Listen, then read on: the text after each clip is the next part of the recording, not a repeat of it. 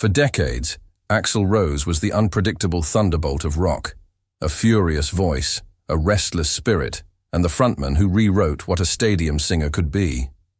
But in recent years, the man who once sprinted across stages and hurled lyrics, like lightning, has faced a string of moments that shook fans to their core. Cancelled shows, vocal health struggles, on-stage meltdowns blamed on technical failures, and a very public brush with legal and personal drama that forced him into a long period of silence and recovery. Through it all, Axel's life became a tangle of headlines and heartbeats, an exhausting, sometimes frightening reminder that even the loudest legends are human. Yet the story most people miss is not only the fall, but the comeback. A frontman who refused to disappear, who rebuilt his health, addressed vocal issues with coaching and care, and returned to touring with a renewed, fragile resilience that makes every performance feel like a victory. This is the story behind the tabloids, the truth of how Axel Rose lives now, older, weathered, cautious, still fierce, and painfully human. In the chapters ahead, we'll walk through the childhood that shaped his rage, the rise to fame, the back-to-back crises that nearly silenced him, and the quiet, stubborn recovery that brought the singer back to the microphone, not unbroken, but undeniable.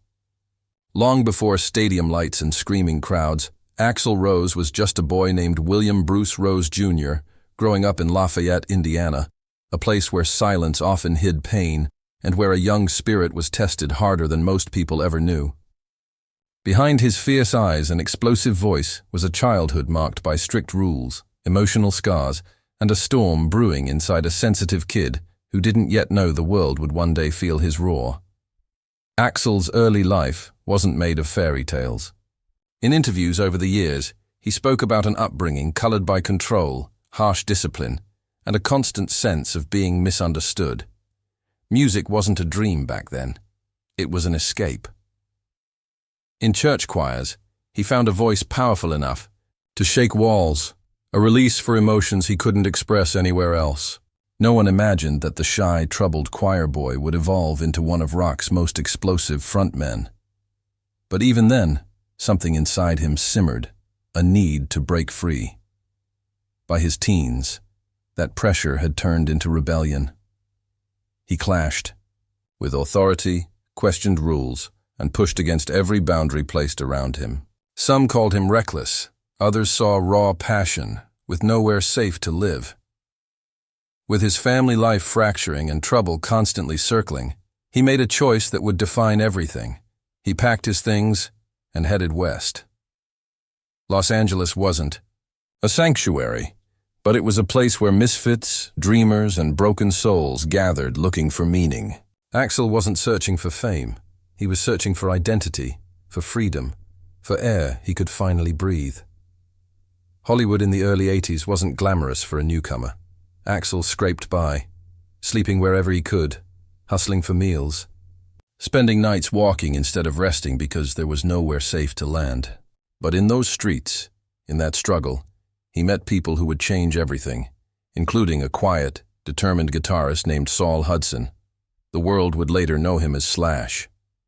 Along with Duff McKagan, Izzy Stradlin, and Steven Adler, Axel helped shape a band that felt like lightning trapped in a bottle. Guns N' Roses wasn't polished or planned. It was raw energy, hunger, and pain turned into sound. When they played tiny clubs, audiences didn't just listen, they reacted. Axel's voice wasn't just loud. It carried wounds and rage and vulnerability in a way rock hadn't heard before. He could whisper, then explode like a storm breaking open the sky. The band wasn't chasing perfection. They were chasing survival and release. Every lyric felt lived, not written. Record labels eventually came calling, drawn to the wildfire they couldn't ignore. But even as success began to whisper around the edges of his life, Axel was still wrestling with demons forged long before fame. Trust didn't come easy. Peace came even harder. People saw the fire. They didn't always see the fragile ember beneath it. And then came the album that would change everything, Appetite for Destruction.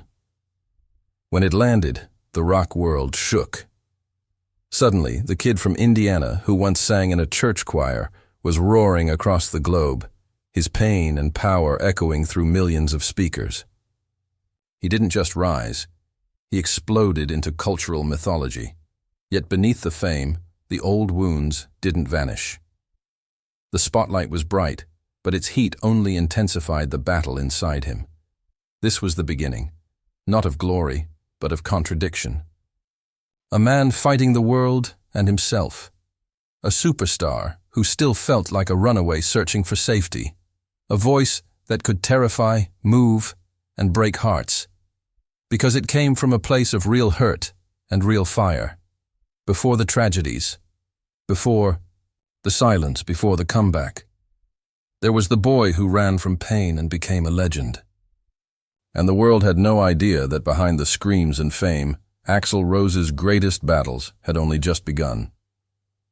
When Appetite for Destruction hit the world in 1987, it didn't just become a rock album, it became a cultural earthquake. Songs like Sweet Child O' Mine, Paradise City, and Welcome to the Jungle weren't just hits. They were war cries for a generation living on adrenaline, rebellion, and raw emotion. Guns N' Roses went from hungry street musicians to the biggest band on the planet, fast, too fast. And while fans saw fireworks, behind the scenes, something darker was brewing. At the center of it all stood Axel Rose, magnetic, unpredictable, brilliant, and haunted. Fame didn't calm the storm within him. It magnified it. With sold-out arenas chanting his name, Axel became both a hero and a mystery. He didn't perform for applause. He performed like his life depended on it. One moment he was electrifying, the stage with unmatched energy. The next he was disappearing backstage mid-show or stopping a concert cold because something didn't feel right. Some called him difficult. Others believed he was fighting battles inside no one else could see. The media painted him as volatile, stubborn, impossible, a rock star who burned bridges as fast as he built them.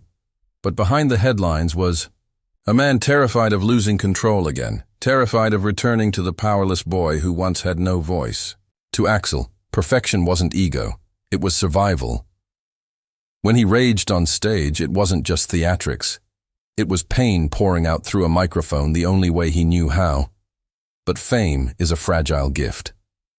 As the spotlight intensified, cracks began to grow inside the band. Ego clashed with ego.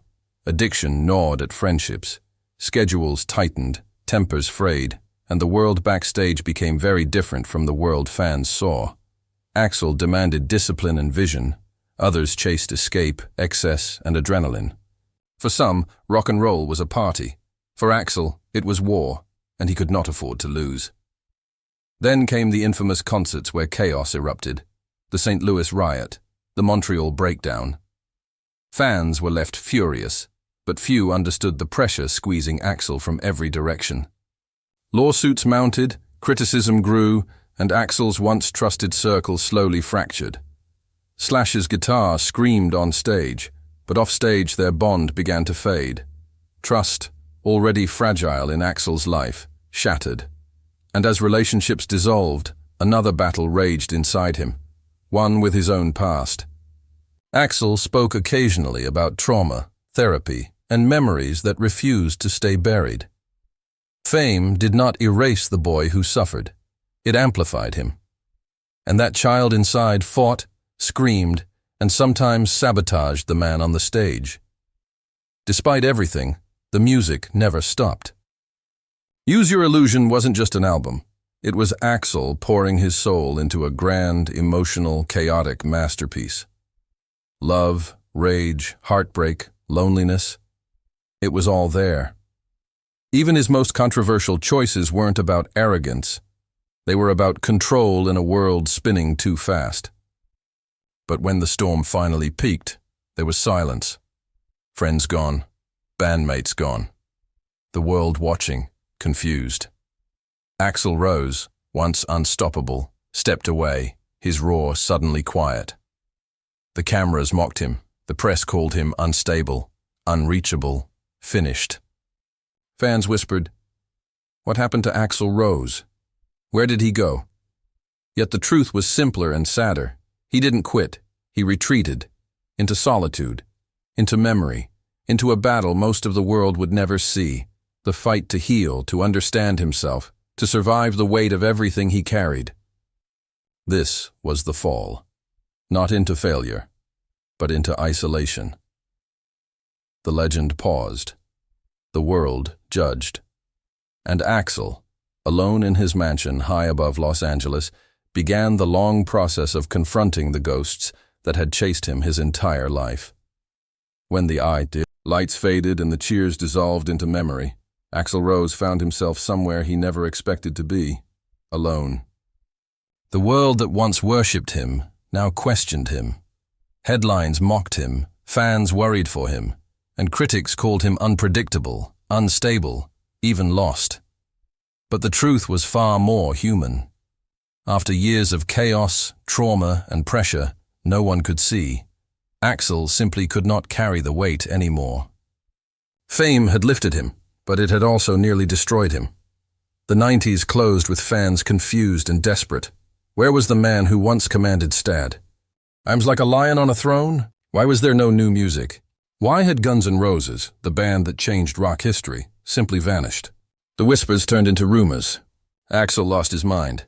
Axel can't work with anyone. Axel ruined Guns N' Roses. In a world obsessed with noise, silence became the loudest thing he ever did. Behind the gates of his Los Angeles home, Axel wasn't living like a rock god anymore. He was working, quietly, obsessively, painfully, trying to rebuild not just a band, but himself. Therapy sessions replaced tour dates. Self-reflection replaced fame. For once, the man with the microphone wasn't screaming, he was listening, digging into childhood scars, confronting trauma he had buried for decades, learning to understand the pain that had always fueled him. He wasn't hiding. He was healing, but healing is not glamorous. It is slow, lonely, and brutally honest. And while Axel fought his inner battles, the music world moved on. Nirvana changed rock. Pearl Jam reshaped culture. New bands rose, and the media decided Axel was yesterday's story. Chinese Democracy, the album he poured years, even decades into, became a punchline before anyone heard a single note. Everyone believed the myth of a man unraveling. Almost no one saw the truth of a man rebuilding. Inside the studio, Axel worked with a rotating cast of musicians, searching for a sound only he could hear. Every lyric carried weight. Every note mattered. This wasn't a comeback album. It was a life's confession. And that level of emotional honesty takes time, patience, and isolation. The world mocked him for it. But the world didn't know the cost of being Axel Rose. Some days he trained physically, determined to be able to command a stage again. Other days he withdrew, wrestling with anxiety, memory, and the pressure of expectation. Fame doesn't teach you how to live quietly. A crowd doesn't prepare you for silence. And for the first time since he was a runaway kid in Indiana, Axel had to learn how to exist without applause. Yet even in those quiet years, one thing never changed. Axel's heart. Fans who encountered him on rare occasions described him as kind, gentle, shy even. Far from the wild headlines, he was polite, thoughtful, curious. A man who fed stray animals, held deep conversations, and genuinely cared. The world saw a storm. Those close to him saw a soul trying to find peace. Then slowly, something shifted. The whispers softened. Clips surfaced, Axel smiling again, laughing again. He began appearing in public more. And finally, after years of waiting, Chinese Democracy arrived. It wasn't the album people expected, but it was raw, emotional, honest, and proof that he never stopped believing in music, even when the world stopped believing in him. And when the opportunity to reunite with Slash and Duff came years later, the world gasped. Not because of business, but because forgiveness had finally arrived. Old wounds, decades deep, were mending. The angry rebel who once fought everyone was now the man willing to heal, to reconnect, to take the stage not as a legend broken by time, but as a survivor shaped by it. Axel Rose didn't disappear because he was lost. He disappeared because he needed to find a version of himself that could live, not just perform. Today, Axel Rose lives a life far different from the chaotic whirlwind that once surrounded him. The man who once ruled stages like a warrior king now finds solace in privacy, peace, and moments of stillness he once never allowed himself to feel. There are no nightly tabloid explosions, no paparazzi brawls, no late-night scandals. Instead, there's something far more powerful: maturity, softness, and a quiet strength shaped by years of surviving, breaking, rebuilding, and finally, healing. Fans who meet him now are always surprised. The fire in his eyes is still there, but it's calmer, wiser, more grounded. He smiles more. He laughs easily. He speaks thoughtfully. The rage that once fueled him has settled into something more introspective, and while age has touched him, it hasn't defeated him, it has humbled him. He's not trying to be the wild icon of 1987 anymore. He has nothing left to prove. The world already knows who Axel Rose is. He spends much of his time in Los Angeles, mostly at home, surrounded by close friends, animals he adores, and memories he no longer runs from. He reads, he meditates, he enjoys quiet hobbies. And when he steps on stage now, it isn't to fight, it's to connect, to share. To celebrate the fact that after everything he endured, he still has a voice millions still want to hear, a voice that refuses to fade.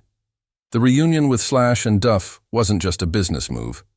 It was closure, forgiveness, a moment that healed not just the band, but an entire generation of fans who grew up with their music as a soundtrack to their own struggles.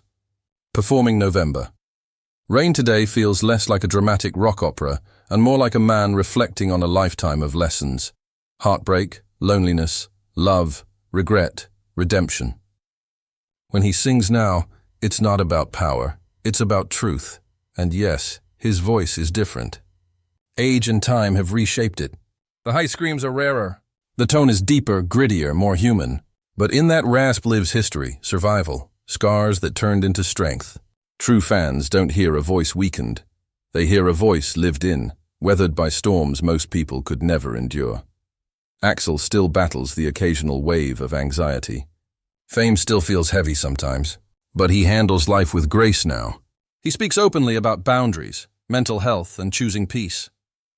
And instead of tabloids chasing chaos, he has millions of fans quietly cheering his happiness, grateful he stayed alive long enough to find it. He is not the tragic figure the press once tried to paint. He is not the angry villain from old headlines. He is a man who escaped a painful childhood, conquered the world, lost himself, disappeared to heal, and then returned stronger, not louder, but truer. Some say he changed. The real truth: he grew, and that journey is something beautiful and heartbreaking to witness. Because when we see Axel Rose today, we don't just see a rock legend. We see a human being who survived his own fire, a man who learned that sometimes the loudest roar in life isn't a scream. It's finally being able to breathe. His legacy isn't just music. It's proof that no matter how dark your past, no matter how loud your pain, peace is possible. Healing is possible, and even the most explosive souls can find calm after the storm. Axel Rose didn't just live history, he lived through it. And today he stands not as the wild king of chaos, but as a survivor with a quiet heart, grateful for every sunrise he once never expected to see.